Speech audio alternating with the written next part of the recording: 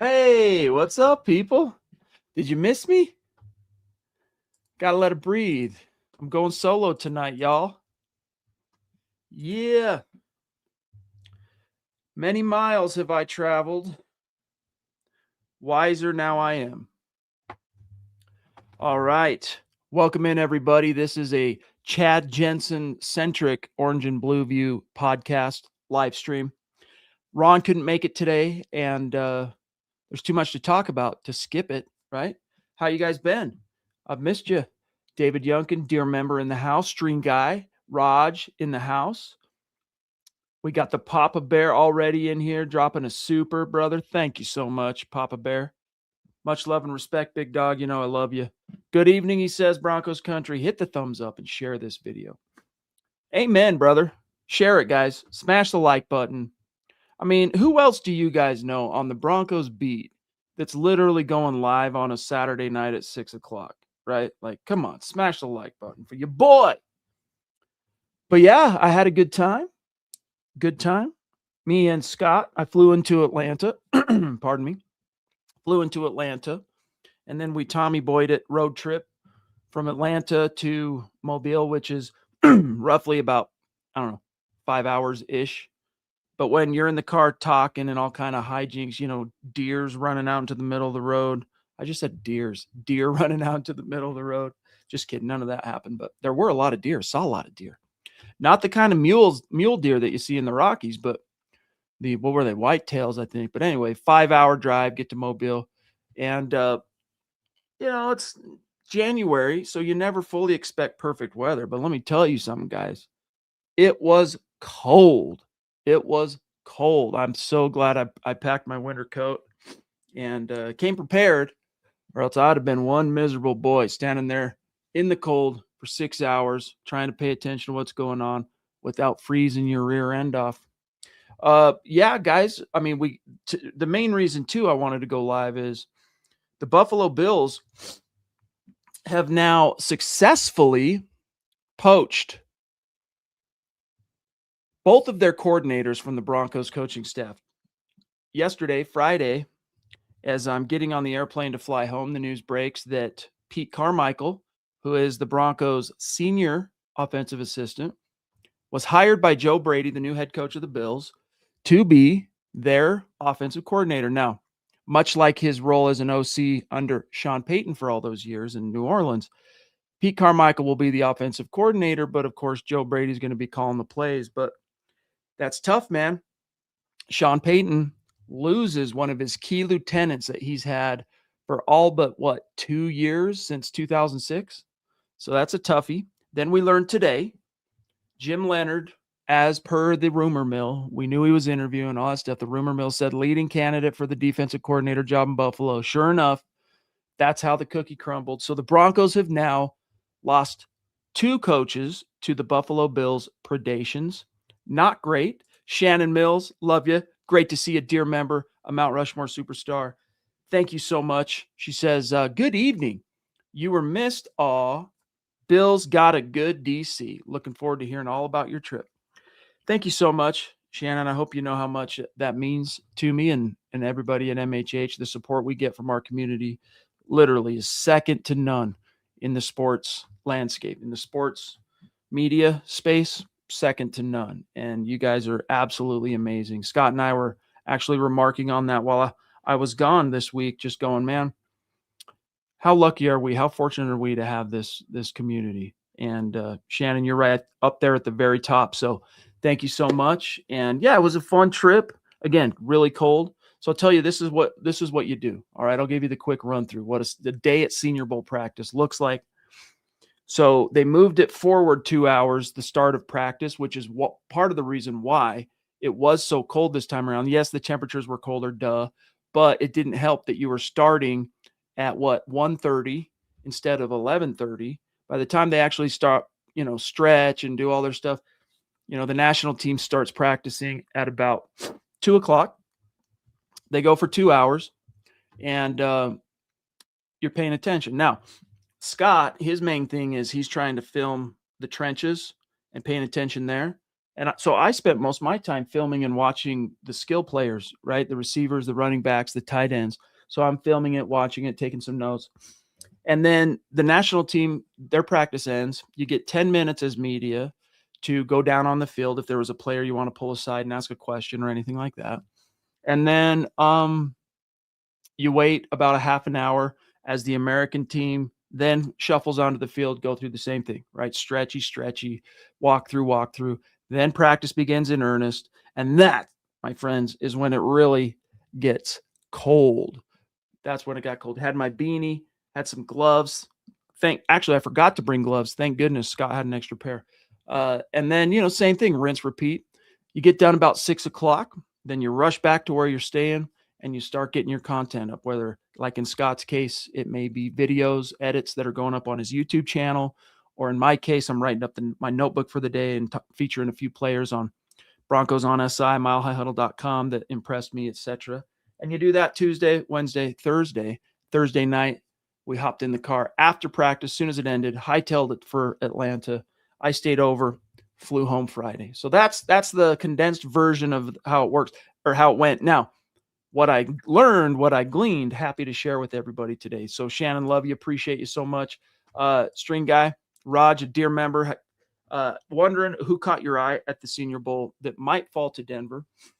So there are a few exceptions, but you usually don't see first-round caliber wide receivers at the Senior Bowl. Now, there are guys that go who have a lower kind of draft stock. They go in, they do well for themselves, like Jack Beck. What's his name? I'm brain farting his name. Besh, whatever. Last year, the Senior Bowl MVP that went to the Raiders. Oh my gosh, I'm brain farting. Yeah, Beck. Anyway, he went in probably as like a mid-round looking guy, helped himself so much that he ends up going in the second round. I really wanted the Broncos to get him. I'm not mad though, because I really like what RJ Harvey brings to the table. But anyway, my point here is most of the receivers you're looking at, the highest you're really going to see their stock rise for the most part. There are always those rare exceptions to the rule, but is like second round, bottom of the second round. So with that being the case, there are several wide receivers that caught my eye, including, mostly on the American team, to be honest with you. Malachi Fields from Notre Dame is a guy that really impressed me. He's more of a slant god kind of guy, taller, big body, physical, reliable hands, go up and get the ball kind of guy. I think he caught a touchdown today, if memory serves. No, not a touchdown, but he did have a couple of catches. Did anyone catch a touchdown for the American team? Oh, yeah. No one caught a touchdown, but Jaden Ott scored, the running back. That's cool. The other wide receiver that really impressed me on the American team from USC, Jacoby Myers. And he's just one of those guys that, what is he, like 6'3", 198. Doesn't look particularly fast, but if he can run close to a 4.5, he's going to really help himself. But just one of those guys, big hands. Just everything looks real natural and easy, smooth, go up and get it. And just the ball just, he's one of those guys that he's running his route, ball's in the air, hands come out at the last second, smart, right? Like Riley Moss. He's not trying, or like Randy Moss. He's not trying to, tip the corner covering him that the ball's in the air. So he's running. He might glance back and then, bam, hands come out real sudden. Just smart guy, runs routes really well. Like him a lot. Those are the two receivers that impressed me the most. And then there's the kid from John Carroll. What's his name? I got to remember some of these names, man. You're learning all these names for the first time. Number 7. Let me find 7. My roster here. I don't want alpha. I want numeric. Hang tight. What's his name? That's American. Yeah, 7. Where is he? Was he national? John Carroll. Tyron Montgomery from the national team. My bad. He was on national. Duh. So those are the 3 that really interested me at wide receiver, and several running backs that I'm happy to get into more here a little bit later. But Yeah. So most of the time that I spent like watching practice, that's what I was watching. And then you get to the team periods where they're really going at it and they don't tackle to the ground. It gets pretty physical in the trenches, but you're not supposed to tackle. So even then, still, I'm paying more attention to the receivers and the backs and the tight ends because that's kind of where the Broncos' needs are. And I knew Scott, he's filming all the trench stuff for a really good reference. So if you guys want to see how some of those drills shook out, go to his, and who shined, who didn't, go to Scott Kennedy YouTube and Scott Kennedy, I think actually Scott Kennedy YouTube, and check it out, guys, because it's really, really cool. Lots more guys to get to. But listen, guys, we've got Valentine's Day rapidly approaching, and you need to know all about Goldbelly. It's the amazing site where you can get the most iconic, famous foods from restaurants all across the U.S., perfect for a game day like the Super Bowl, Valentine's, anything else you got going on, and it's seriously amazing. Goldbelly will ship you iconic Chicago deep dish pizza from Lou Malnati's, the original buffalo wings from Anchor Bar in Buffalo, Guy Fieri's unbelievable trash can nachos, real actual Philly cheesesteaks, or even the legendary Franklin's barbecue straight from Texas to your door. And again, with Valentine's Day coming up, they also have great gifts like award-winning dinners from Peter Luger Steakhouse and the exact same cake that was served at JFK's wedding to Jackie O. And I'm telling you, when I started looking at the menu, when I was first learned about Goldbelly, the Philly cheesesteak is what actually caught my eye. Absolutely delicious. High-quality grub delivered to my door, and it actually lived up to the lofty expectations I had. And, of course, the legend itself of the Philly cheesesteak.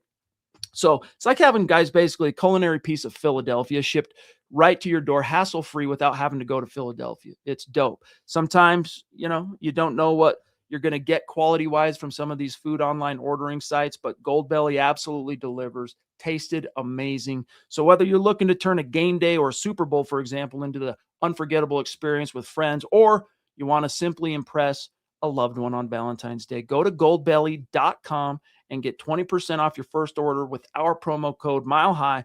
That is goldbelly.com, code MileHigh, for 20% off your first order. All right, Glenn, what's up, dude? Good afternoon. Solo Chad. That's me. I'm Chad Solo. How's that? Instead of Han, I'm Chad Solo. I'm a swashbuckling gunslinger from, galaxy far, far away or something. How was the Senior Bowl? It was great. Who are your running back, tight end, linebacker targets that you saw? Happy with the changing coaches. We need fresh additions in the building. At hashtag MHH for life, state of being. Yeah, dude. So running backs. Let me talk about the running backs. Let me pull this up. I hate it. They give it to you in alphabetical and then numerical. I want numeric. 20. Where's my guy? All right. So 32. No, is that American then, Chad? What are you tripping on here? 32. That's not him either. Hang on, guys. I'm looking through my notes here. National. Yep. No, not Nick. Nick Singleton suffered a foot injury, unfortunately. By the way, if you guys didn't catch it, Eric Trickle's post-Senior Bowl 7-round Broncos mock draft dropped today. Highly, highly recommend. But Nick Singleton was interesting. Penn State running back. I'm just going to go to I'm going to my digital notes.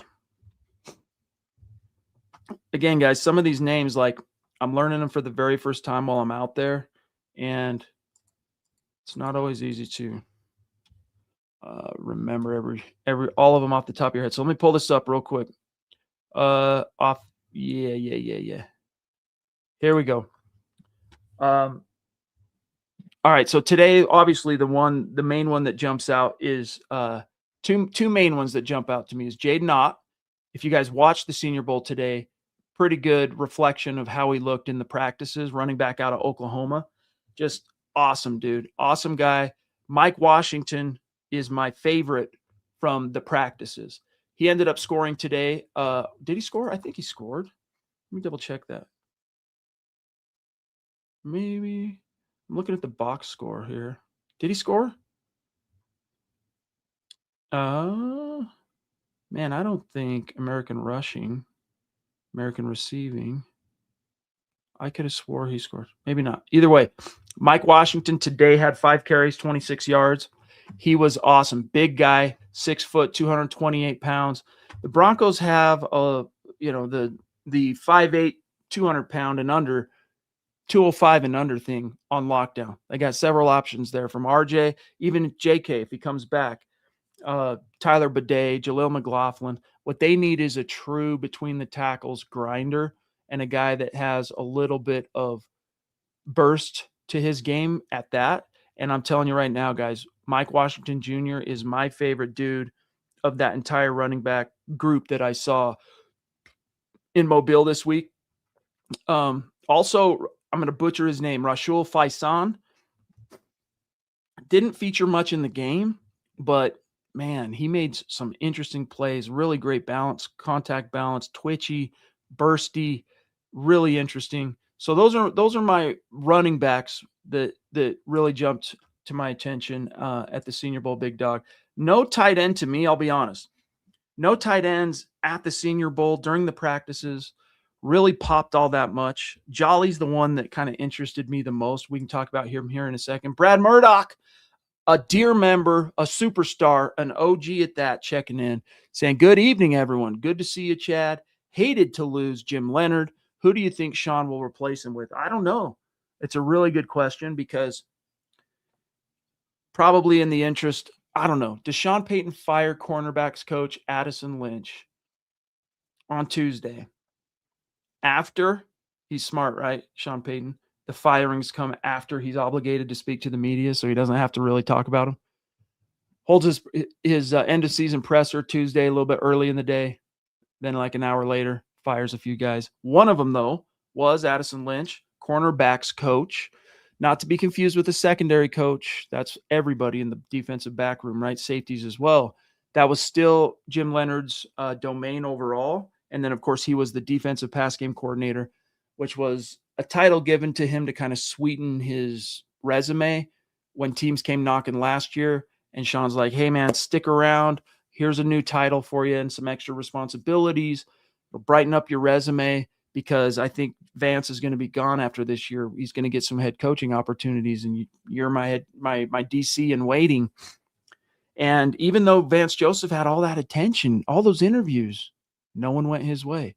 I mean, there's still 2 vacancies, but we all know which way it seems that those 2 are headed. There's still that slim chance, I guess, he could end up with the Cardinals. It all hinges on what Clint Kubiak ultimately decides to do. But if I'm Clint Kubiak, even though I'm a Kubiak, right, Broncos, all that, if I'm picking and I'm going to take one of these 2 jobs remaining in the cycle, I'm actually taking the Raiders job. Simply because I get to start from scratch at quarterback and I can draft the Heisman guy right off the bat, right? I can draft the guy who everyone's coveting, the Joe Burrow of this draft class. So I don't know if that happens and he goes Kubiak to the Raiders. It wouldn't shock me if the Cardinals are like, all right, Vance Joseph. But it doesn't appear VJ's going to get that look. And so Jim Leonhard's like, look, man, how often does opportunity knock twice in the NFL? Let alone thrice. I'm going to go ahead and accept this. I was offered the job, defensive coordinator, Bills. I'm going to accept it. So I don't know who is going to step in to take over the secondary, but it does concern me. It does concern me way more so than Pete Carmichael, only because, the impact Leonhard had on that secondary room was pretty palpable. First of all, Jim Leonhard comes in. Remember, he wasn't a hire the first staff of Sean Payton in Denver. He came in 2024. Do you guys remember something really special that happened in 2024? Patrick Surtain becomes the Defensive Player of the Year. It's hard for DBs to win that award, and it was the first time in 50 years that a Bronco defender had won that award. So that's a credit. That goes on Leonhard's resume. Then you fast forward to 2025.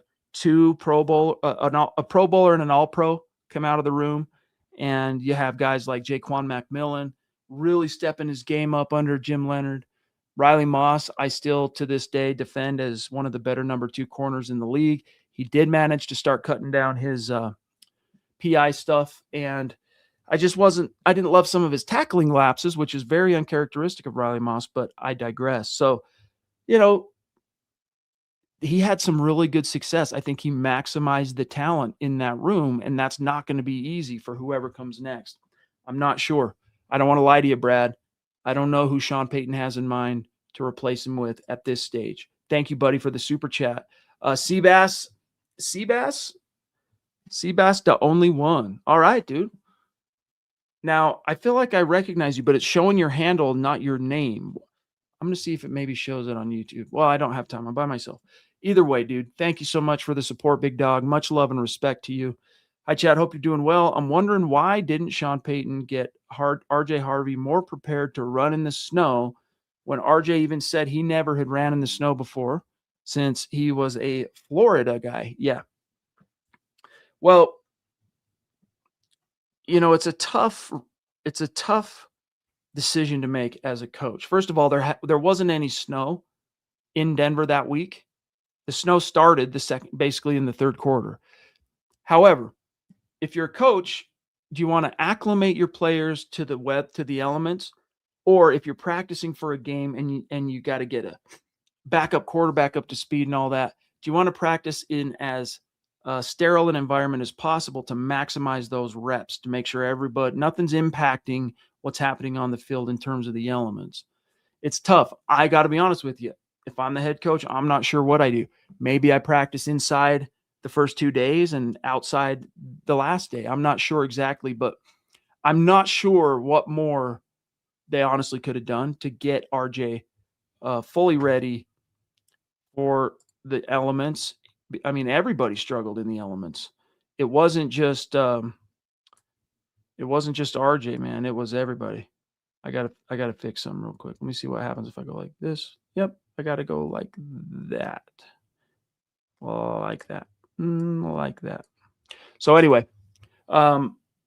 everybody struggled in those elements. Seabass, right? Like it was pretty tough, including for the Patriots, who 1 week prior played in a blizzard, heavier snow.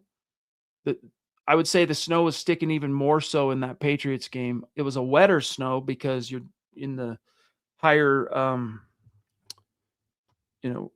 moisture content in the air as far as humidity at Foxborough than you are in the drier snow dropping in the Rockies. But yeah, disappointing all around. RJ bottom line is RJ cannot be your RB1. And look, he's still got opportunities and time to develop. We know that. But the Broncos really need to have RJ needs to kind of be the third option. Not because he sucks, but because he can't carry the load between the tackles. I mean, he's just a guy that needs to be that change of pace when he carries the ball, and then that weapon in the red zone to score, as he was for this season. I mean, he had a lot of touchdowns. So anyway, thank you, big dog. Really good to see you. Some other shouts here. Greg, good to see Greg Smith in the hizzy. So stoked you became a member, brother. Great to have you. Good evening, says Broncos Country. David, guys, says, have a great weekend. Doctor's coming in a few minutes. Well, sorry if I didn't get to, did you have any comments? He said, back in the hospital after having the stents put in my chest was hurting a lot. Oh, sorry to hear that, big dog. Prayers up. I'm sure the whole community's behind you, my brother. Get well soon. Thoughts and prayers coming your way. All those vibes and all that good energy. Let me see. Yeah, hoorah, big dog. Big Earn's in the house. Good to see you, pal. Yeah, thanks, Tony. I don't know. Long week, brain farting names and stuff. That's right. That may have happened. Let me see something here. Gary Kubiak, son Clint Kubiak is who I'm searching for.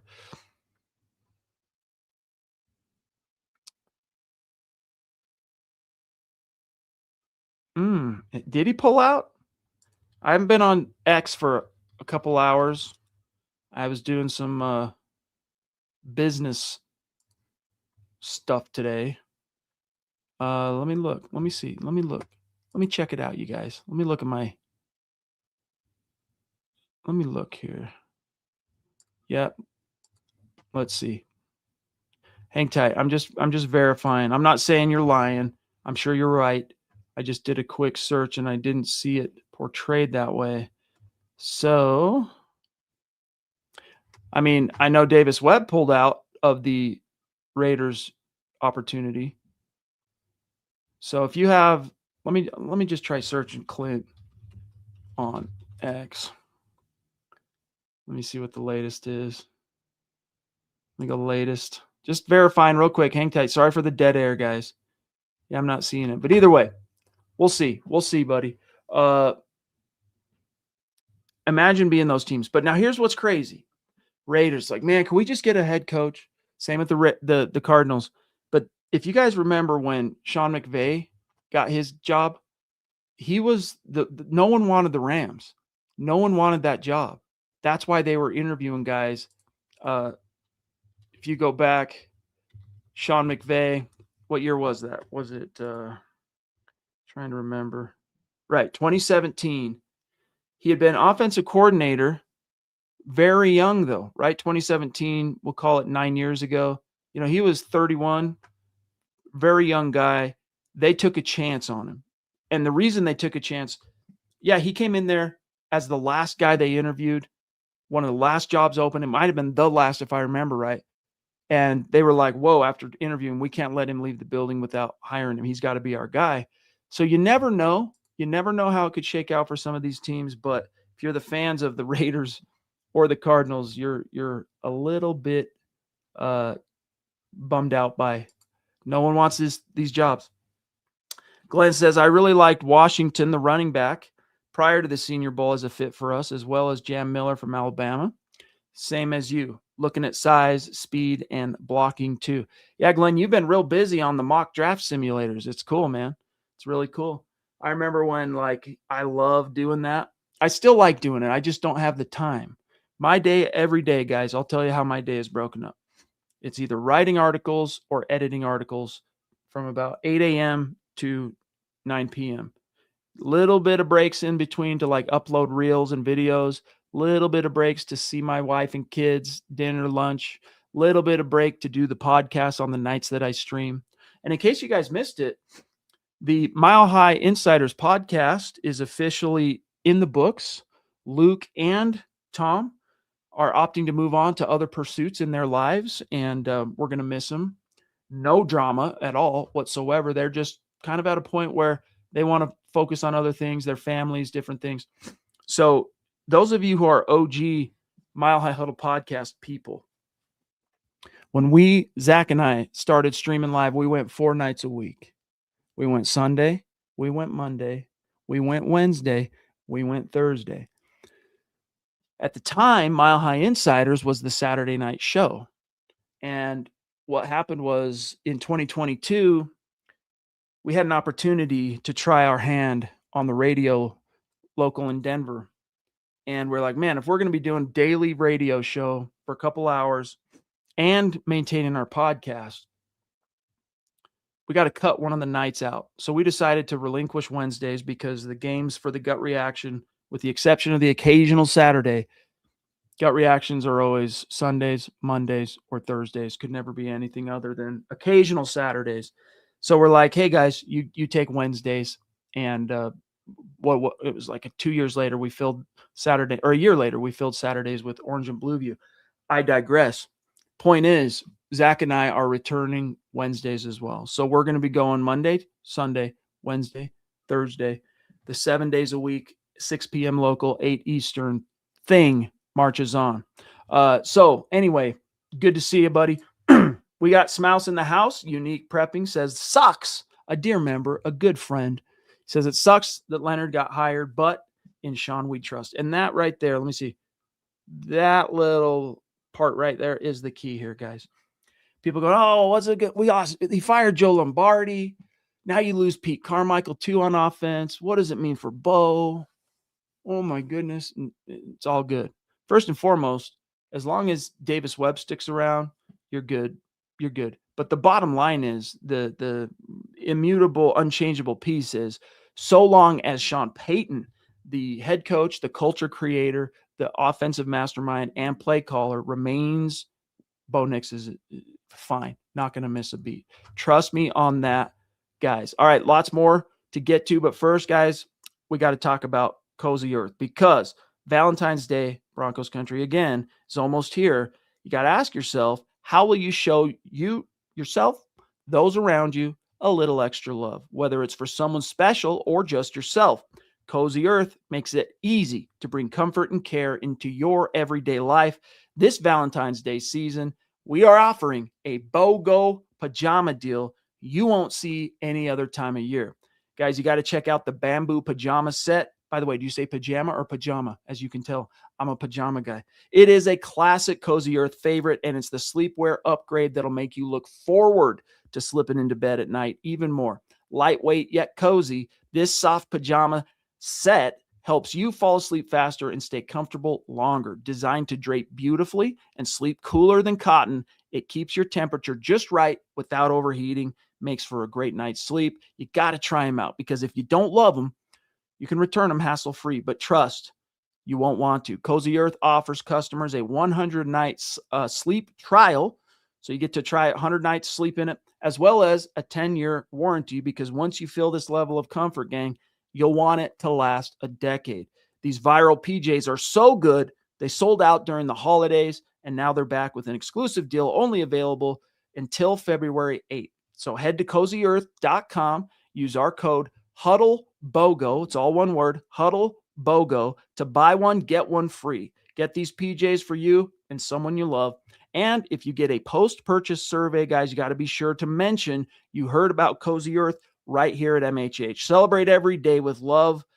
Celebrate every, man, I'm screwing this up. Celebrate everyday love with comfort that makes the little moments count. Cozy Earth, guys. Huddle, BOGO. All right. Let's see what else is on your mind, gang. All right. Jonathan says, I'm liking these mock drafts, sending Denzel Boston to us in the first. Monster, real similar to Drake London. Yeah, there's some very interesting first round. This is where the confusion comes in. Thank you, Martin. I think the confusion is between the brothers Clay and Clint. One of them might have, I think it was Clay. Let's double check that. Clay Kubiak. Now, Clay is the OC for the Niners. Removed his name from consideration for all head coaching jobs. He interviewed with the Raiders and Steelers. Clint is the Seattle Seahawks OC. So he's the one still in the running as far as I can tell. I haven't heard any different. So FYI. You could be right. Pardon me, William. You may have seen something I haven't seen yet. I just did a cursory search while I'm streaming. Checked on Google, checked on my X. Yeah, so I know too many Clints and Clays and Kubiaks. It's hard to keep them all straight, for sure, Shannon. Clay wanted to stay at San Francisco. Too many K's and S's, no doubt about it. Yeah. So, how are you guys feeling? I mean, we've heard from a few guys, including Smouse Zachary, that he's bummed Leonhard got hired. It was only a matter of time. The question is Vance Joseph, again, if he sticks around, I'm not so worried about it.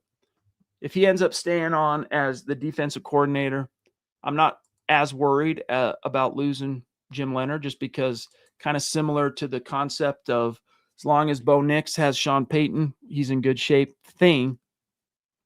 However, if you're comparing the secondaries from 2023, the year before Jim Leonhard arrived in Denver, to the 2024 and 25s, it wasn't as good, and it was a lot of the same guys. So, yeah, Jonathan, why is it taking so long to promote Webb?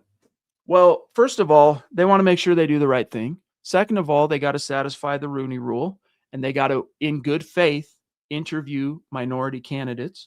They have interviewed two that are really interesting. One of them has a job. One of them does not. well, it's not that he doesn't, but his head coach got fired and he's in between things. So in case you guys missed it, the Broncos interviewed Commanders quarterbacks coach. Is he the quarterbacks coach? I got to remind myself of this. He was the offensive coordinator in Philly, and then he went to Washington. Brian Johnson. He's the offensive pass game coordinator and assistant head coach to Dan Quinn in Washington. And over the last 3-4 years, he's worked with some really good, prolific quarterbacks, Jalen Hurts, Jaden Daniels. So he was interviewed, but he is currently under contract. So the Broncos had to request from the Commanders the opportunity to interview Brian Johnson, who those of you in that might be Utah Utes fans, you're going to remember him as the last Utes quarterback to go undefeated. Back in 2008, he was the quarterback of that Utes team that majorly upset Alabama in the Sugar Bowl, and he passed for over 300 yards and 3 touchdowns. Wasn't good enough to make it in the league as a Q, but he immediately, when he was done playing, got into the coaching ranks, started in college at Utah, and then started moving his way up to where now he's being considered for offensive coordinator jobs by guys like Sean Payton. So he's a young coach. He's only 38, on the rise. The other guy is Ronald Curry. Now, I don't know for sure that his contract has been terminated with Sean McDermott being gone, but Ronald Curry, also very interesting. They interviewed him as well for offensive coordinator. So at this point, the Broncos, I believe, have now satisfied the Rooney Rule. And it's possible because, look, if you're going to put Davis Webb at offensive coordinator, you're going to actually need someone to be there grinding every day with the quarterbacks. And not to say Webb won't be part of that, but he's going to have some additional responsibilities. You need someone in there to help Webb day-to-day grind in the room, every meeting, quarterbacks. Ronald Curry would make a lot of sense if he can be got. So something to monitor. But I expect that domino to fall, Jonathan, relatively quickly here. And yeah, that's the other thing to keep in mind. Good point, Orange Crush. Want to invite you, my friend. Become a member. We need you on YouTube. If Vance Joseph does get hired away as a head coach, there's still 2 opportunities, slim though they seem as they're dwindling here. The Broncos would get 2 third-round compensatory picks. One would go in this year's draft. The other would go in 2027. So keep that in mind. Glenn Ashley, what would you do at receiver? Trade up for a potential receiver 1, trade up for Waddle, or trade, for Waddle, Justin Jefferson, a Wilson type. Waddle's paid under $2 million next season before he jumps to 26. Jefferson 24, base up to 36 with incentives, FYI. I mean, Jefferson has expressed a little bit of discontent.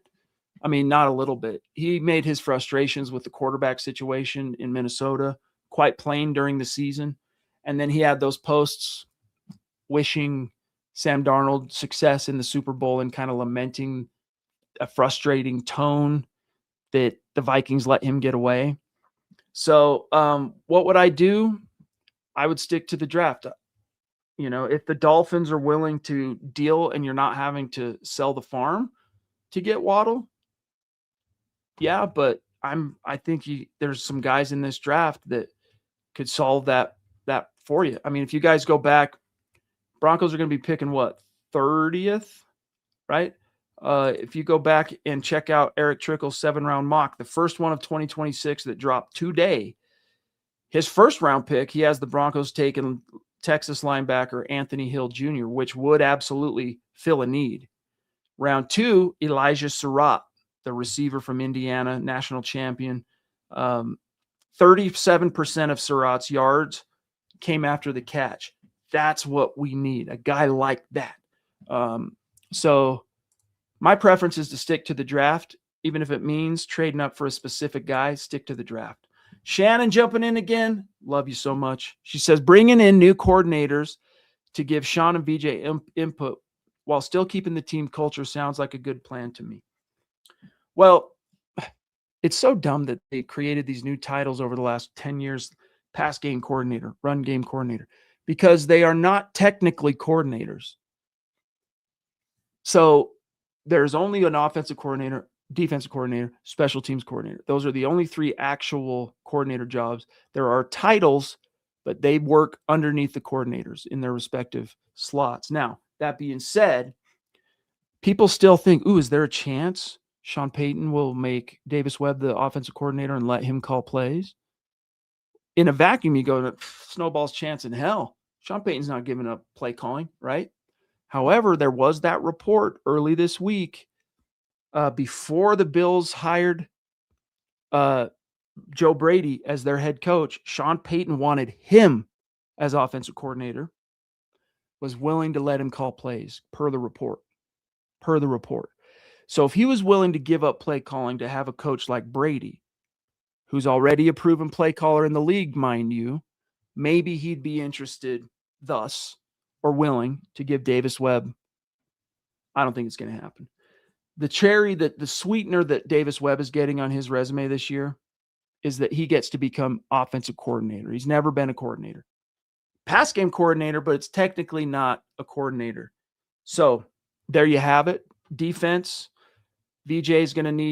Sean and VJ are going to need to find a good guy to coach the secondary. I mean, as far as the pass game coordinator stuff, as long as you got VJ, you're going to be okay. It's a matter of who do you have, Shannon, that's coaching the DBs day in, day out, that maximizes the room in the same way that Jim Leonhard was able to do. That's my concern. That's the harder part. But I think overall, from a scheme perspective, it's going to be all right if it, as it's shaping up, looks like VJ returns again year 4. Yeah, year 4 as defensive coordinator. Thank you again for the support, Shannon. Much love and respect. Yeah. Glenn says, still can't believe we took Judy over Justin Jefferson. I was pounding the table for Justin Jefferson. Yeah, man, I know. Jonathan Sullivan, Glenn Ashley, took him over CeeDee Lamb too. That's who I wanted. I was bummed. What pissed me off is, how did they miss the character stuff on Judy? And it's not that he's like a off the field distraction, getting into trouble character thing, but just you can just kind of tell, man. He, like, the way he would talk at the podium, not very team centric kind of guy. Whereas Justin Jefferson, CeeDee Lamb, those guys not only have that in spades, but they have produced pretty much anytime they're on the grass, they're getting it done. So yeah, another one of those laments, right? Didn't like Ruggs or Judy. If I remember right, Chad really wanted Lamb. Yeah, Lamb was my favorite wideout in that class. I got to be honest with you. You're remembering it perfectly, dude. You're remembering it perfectly. I was gun shy on Ruggs. His speed was very alluring, but he was very raw. Of course, no one could have foreseen what happened with him and the DUI and all that, but killed a poor, unfortunate soul. Judy, I had to make peace with. Judy, I had to come to terms with. I had to kind of like, all right, let's put a face on for the folks when we hit the microphone, and let's buy into this. The Broncos drafted him. Can't change it. Let's buy in. But yeah, it was Lamb. Lamb was my guy. Sonny, a dear member, to be honest, we just need guys that'll catch the damn ball. Broncos had the second most drops in the league. Very interesting that you bring that up because the Broncos, in the 2 last press conferences before the firings, Sean Payton commented on the drop passes immediately after the Patriots loss. And then on Tuesday in his his end of season presser, in fact, let me see if I can find this real quick for you guys. Sean Payton first. I think it's one of the last things. So, hey, coach, how are you going to upgrade? Do you plan on upgrading the wide receiver room? Quote, look, we drafted to it, and I like who we drafted. Yes, there were too many drops, even down the stretch. Thing with the draft man, we're invested, and I like the players in that room. We've got speed, we have size, we have all the things I'm used to, and you'd want to have a good offense. But I think that there's a proper way to catch the ball, and most of the time it's with your thumbs together, right? Not the other way around. The other way around, I'm serious, only exists when the ball's below your belly button. Even the deep ball should be caught with your thumbs together. So we have to get better at that. And the close quote. And so they fire Kerry Colbert. And the frustrating thing about it, he was loved in the locker room. great relationship guy. As a former wide receiver, NFL wide receiver, and Bronco, that for that matter, it's shocking that wasn't more strongly hammered home. So they're in the market for a new receiver coach. And then, of course, they're going to be looking to upgrade the room with some talent. He's not, Sean Payton at this stage, letting on that he really thinks he needs to make any wholesale changes to the room. And it's true, they have drafted there. Each year he's been in Denver, the Broncos have drafted a receiver. Marvin Mims, year 1, round 2. Troy Franklin, 4th round in year 2. And then, of course, Pat Bryant, round 3, just this last year. And all 3 of those guys could play a role. I am adamant again that Marvin Mims needs to be pushed forward, even if it means he doesn't punt return anymore. Seriously, I would rather him, if it meant being a more prominent role player on offense, no longer returning punts. I'm okay with that. You can find guys, undrafted guys that can do that and do it well. He could be a difference maker, and yet he was overlooked until the Bills game, right? I mean, even in the Patriots game, he was the only offense they managed to create. So, but Sean Payton right now, he's selling it like, no big deal. I'm not looking to make wholesale changes, because when the time comes, he doesn't want that to, what he says at the podium, to in any way tip hand on what they're going to do in free agency, what they're going to do in the draft. But I promise you, there's going to be some fresh blood coming into the receiver room. So Shannon says, I think if Webb steps in as offensive coordinator, he may share the play calling with him. I think that would be a cool thing to do. I really do. Now, the ego that we know Sean Payton has, the expertise, no less, and the many reps and bullets, live bullet experience of calling plays in NFL games, big games, going back to even before 2006, right? He was a coordinator at different spots before. You know, you don't just turn away from that because a guy like Davis Webb is coveted around the league. But can you work him in some? Can you give him some, you know, because obviously all the coaches, when Sean Payton's constructing a game plan, all right, you got a specific opponent. Let's say it's the Cowboys week 8. He's taking suggestions from all the coaches in the room. And sometimes you'll hear John Gruden, for example, talk about this, how it used to be with Mike Holmgren back in Green Bay in the 90s. You know, if you could get one of your plays in the game plan that week, oh, baby, that was sweet. And then Holmgren would call it at some point in the game. Andy Reid was the guy who always had multiple plays in the game plan. So different coaches contribute plays to the game plan. It might be things they see, things they have that hadn't occurred to Sean Payton. It gets presented to Payton and he likes it, goes into the game plan. There's going to be some of that, right? Plenty of that continuing from Webb, but actual in-game play calling, we shall see. I don't necessarily think, for what it's worth, Sean Payton has to do that to keep Davis Webb. Just making him the offensive coordinator is going to virtually guarantee he gets a head coaching job next year. Really. I mean, he could have taken the Raiders job. Then again, if they're that in on Kubiak of the Seattle Seahawks, maybe he saw the writing on the wall, was like, that's why I'm pulling out. I don't know for sure. Maybe it's because we all hate the Raiders. But it's not uncommon for coaches to be hired by division rivals who did not succeed that year because they want to not only get a piece of what that team in their division's doing, that success, but it also, if they can weaken a division rival, even better, right? Yeah, Glenn, Eric, I'm telling you, nobody in Bronco media does better draft work than Eric and Nick Kendall. Those guys are the best. And I would put them up there in the top 50, top 25, actually, draft analysts in NFL, not just team specific, NFL media. They're excellent. They are genuine experts at what they do, and they put in the time. String guy, hoping VJ gets the Cardinals job because I want the draft picks. Well, now, but you lost Leonhard. So who's your defensive coordinator? Probably not getting promoted from within if it happens. Although Jamar Cain would be an interesting guy, defensive line coach. Never been a play caller, though. So you're going outside the building if that happens. And it still might. We got Tucson Phil checking in on Facebook. Good evening, Chad. Thank you, buddy, for the support. At what point do we start letting go of players? I assume before the draft. Yeah, so the calendar works like this.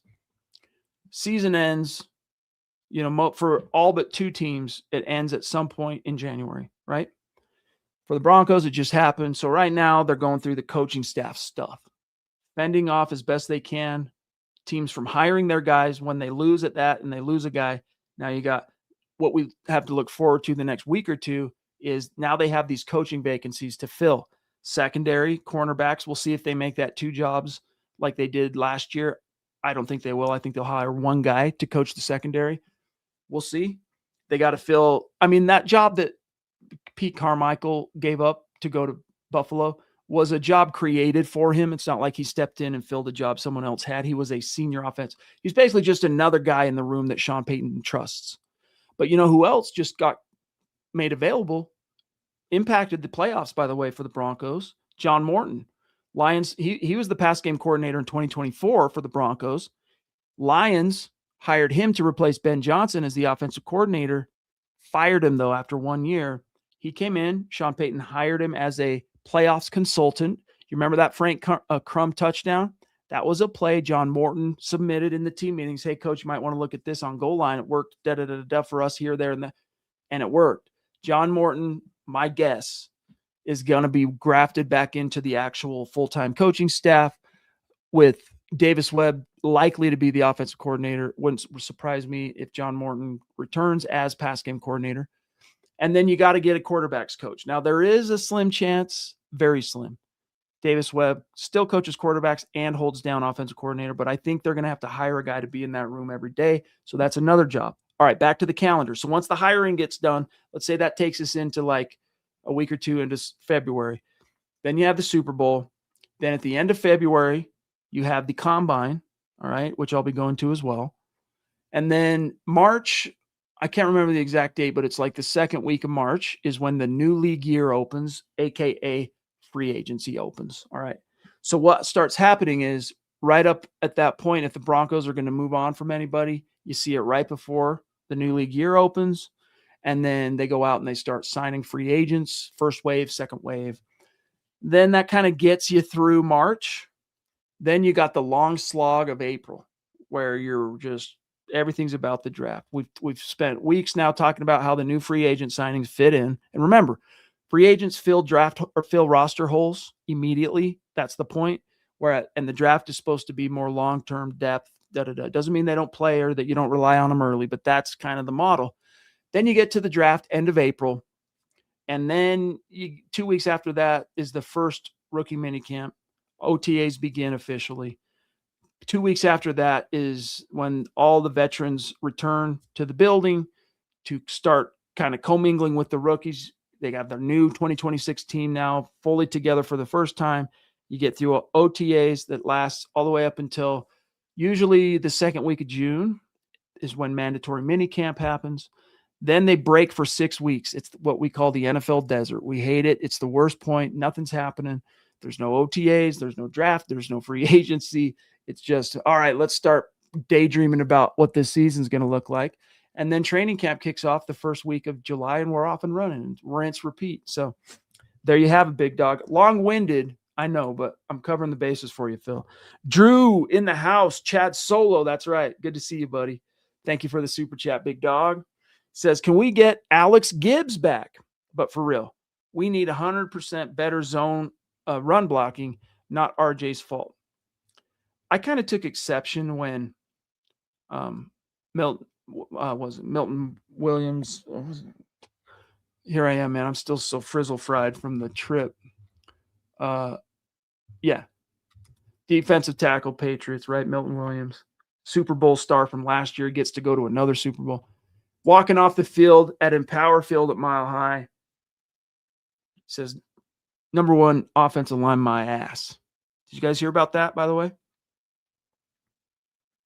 Fair. In that game, they didn't play like number one. Elements made it harder on everyone. Run blocking was not the Broncos' strong suit as an offensive line, but all things considered, they were a top 2 or 3 offensive line, 2 All-Pros, although Quinn Miners picked the worst game to basically have the worst moment to have his worst game as a pro. He was not good against the Patriots. But yeah, they got to improve there. And Sean Payton talked about that too, on improving the run game. He's already met with Zach Strief, the run game coordinator. And there's a lot that goes into that, because it's not just the blocking up front, but getting the right concepts, getting the right skill players in the room, running back. But you know what? We weren't complaining about the Broncos run blocking when J.K. Dobbins, when they had a competent NFL level starting running back. It was only after they lost him that you're going, man, they're not really blasting open holes. And it makes you appreciate even more what J.K. brought to the table. But his point here is, remember the days when Alex Gibbs was with Shanahan? The starter could go down, the next guy would rush for 1,000. Insane. Drew, again, thank you, bro. Says, we add Waddle, we should be all set at receiver.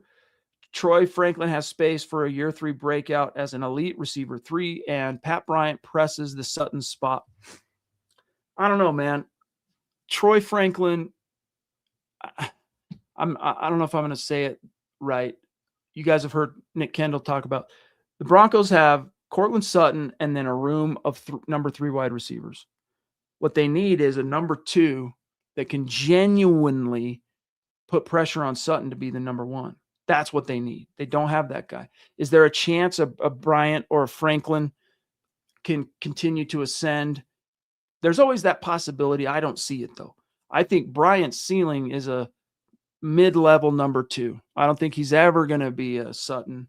He's never – I'm not trying to disagree with you, Drew. I'm just telling you as I see it now. And I frankly am a little bit concerned about his durability now, right? Multiple concussions and then a hamstring. Again, worst opportunity for that stuff to happen. You never want to blame the player for injuries, but it's a concern. So I think they need – Waddle would be great. Waddle would be great, but what are you willing to give up for him? Because that's the reason he didn't move. Dolphins wanted some big stuff, and no one was willing to pay the price. So anyway, appreciate you, Drew. We got Mike Thompson in the house, and I'm almost out of time here, gang. Go Broncos, he says. A dear member. Shannon brings up a good point about Waddle. You got to watch the injuries. Excellent point. Sonny says, we have to keep VJ now, offer him whatever he wants money-wise. Well, yeah, it would be much more traumatic for the team to lose Leonhard and VJ. Definitely. So still, if the Cardinals swooped in and offered him an opportunity, be the head coach, he probably takes it. Could the Walmart money keep him around? Possibly. And I've been saying that since right before the bye. I'm like, hey, man, I don't care what it takes. Walmart money, pay this man, do whatever it takes. He doesn't need to be a head coach again. Pay him. So that's distinctly in the cards. Sonny says also, is Pat Bryant going to be an injury-prone player?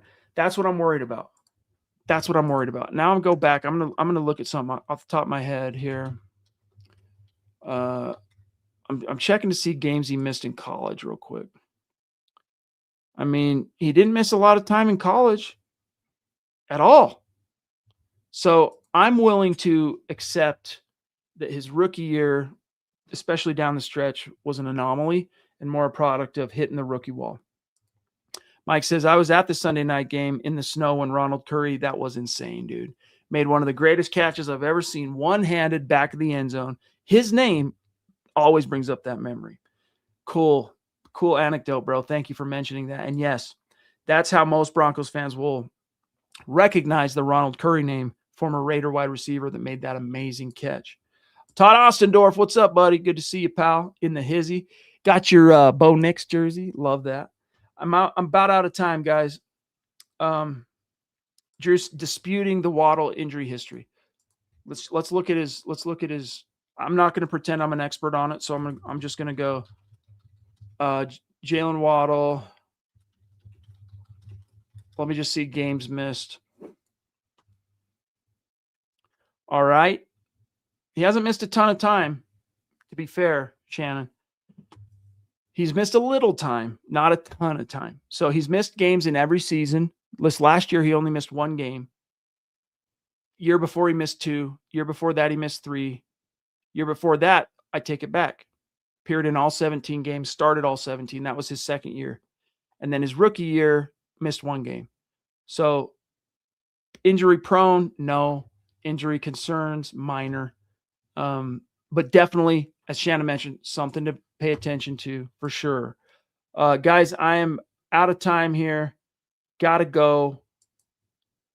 VJ leaves. Evero, former DC, would be a good pickup. I thought I heard a report he may be available. I don't think he'd come back. He thought he was pissed how they handled Nathaniel Hackett, his best friend. So I don't think he'll ever come back, Ronnie, even if the Broncos wanted him. Yeah, hope you're having a good day, big dog. All right, guys, before I dip on out of here, a couple quick reminders. First thing is connect with your boy on Twitter.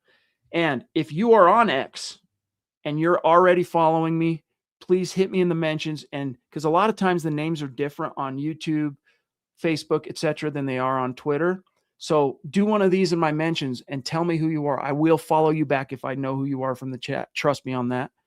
And if you're on X and you're not following, come follow. And when you do, make sure you remind me who you are. I will follow back. Trust on that. At Chad and Jensen on X. Follow the main account at Mile High Huddle.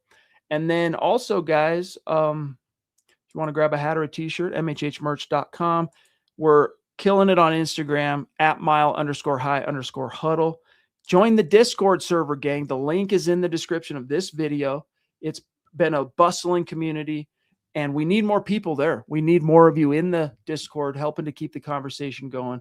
It's like the chat, but never ends. It's awesome. If you're listening on Apple, if you're listening on Spotify, take 5 seconds, please, and leave us a 5-star review. Helps us so much. Just open it up, search Mile High Huddle Podcast. Even if you only listen on YouTube, take 5 seconds for your boy here. Open up Apple if you're an Apple person. Open up Spotify if you're a Spotify person. Search Mile High Huddle Podcast. Leave us a 5-star. Helps us so much. Don't forget to like. Don't forget to subscribe and share it if you want to help us reach those Broncos fans that are out there just like you, but they're wandering the desert completely oblivious of this awesome MHH community, just waiting to embrace them. That's the best way to help us reach them. Subscribe, like, and share. Mile High salute, a special shout out to all the great Super Chat superstars and supporters in the chat, helping us keep the lights on tonight, like Shannon Mills. Love you. Appreciate you. The Papa Bear, Brad Murdoch, Seabass, Drew, and Shannon with multiple supers tonight. Tucson Phil on Facebook.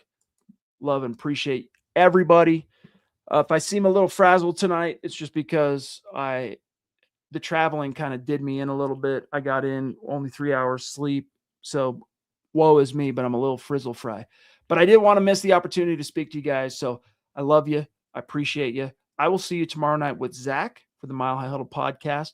Until then, enjoy what remains of your weekend and go Broncos.